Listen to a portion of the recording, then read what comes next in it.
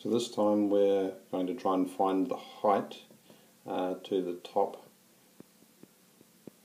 of the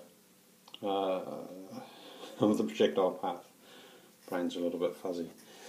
Too many baby conversations.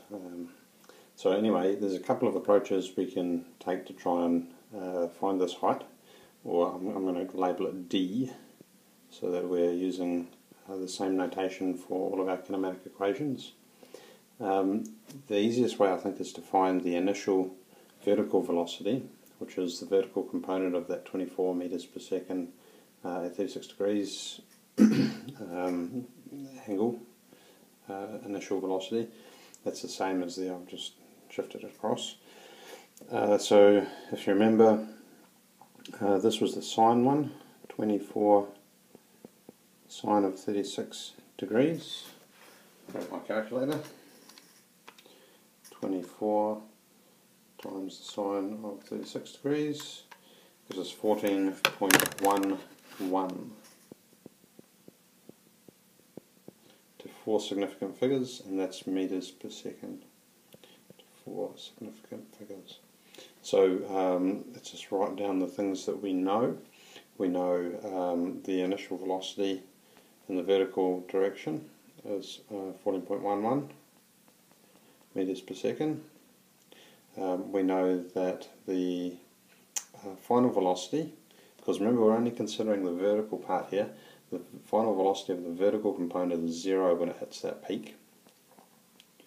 We're trying to find the distance to the top, so that's our question mark, and we know one other bit of information, which is the acceleration is downwards, negative 9.8 meters per second, 9.81 we'll just say, negative 2 meters per second squared. I may have been using 10 previously, but I'm going to use 9.81 this time. So from all of that, let's just go grab the kinematic equations and see what equation is required. So if we're looking at all of the things that we have here, the equations, we are looking for D, so it's an equation that involves D. This one doesn't, so we can ignore that. And we don't have the time of flight, so we need to eliminate the equations that have time, which are those two. So the only other one is this, where we've got Vf squared equals Vi squared plus 2AD.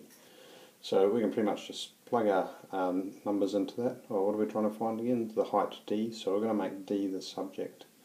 So if we rearrange that formula, it'll be Vf squared minus Vi squared equals 2AD, and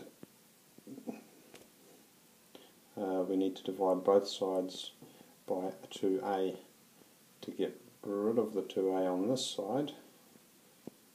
So those cancel, and then we're left with just D. So we've got D equals Vf squared minus Vi squared divided by 2A. And remember, we have to substitute A in as negative, otherwise we might get a slightly unusual answer. And you can already see Vf being 0 will give a negative for the top part of that fraction. So 0, Vf squared is 0, 0 squared is 0, 0 minus whatever the initial velocity squared is, divided by, that's going to be a negative on the top anyway, that's the point I'm getting at. So let's plug the numbers in and calculate it out. 0 squared minus 14.11 squared divided by 2 times, and I'm just going to put it in brackets so it's clear, negative 9.81.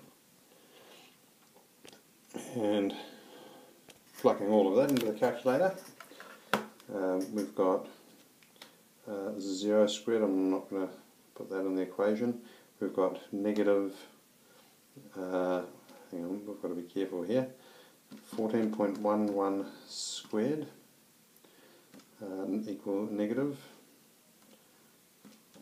is negative 199.0921, and we're going to divide that by 2 times negative 9.81, and that gives us 10.9 10.15.